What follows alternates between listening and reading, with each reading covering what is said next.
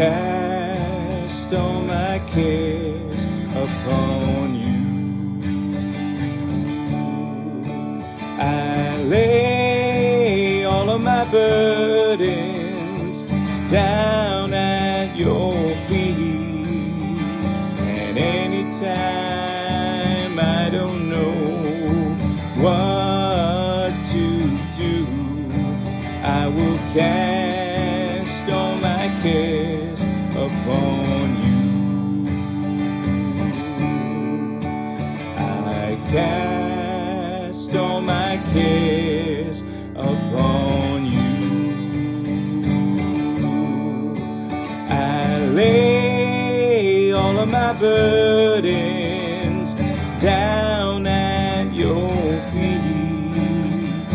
And anytime I don't know what to do, I will cast all my cares upon you.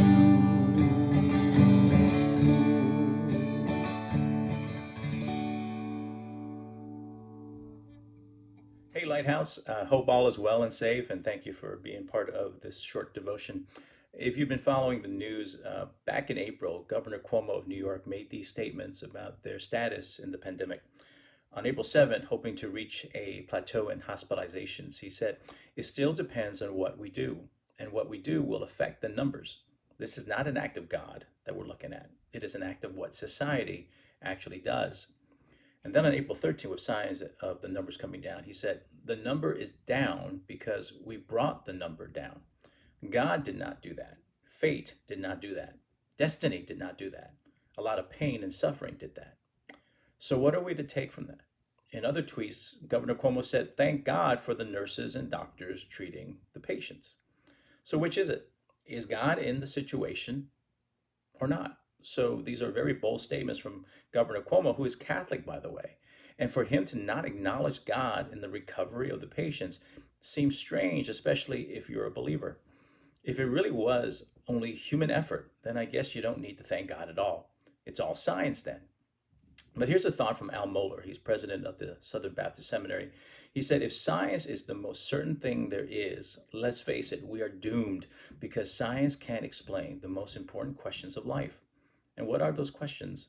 They may vary a bit, but it basically comes down to these three. What's the meaning of life? What's my purpose in life? What's my destiny in life?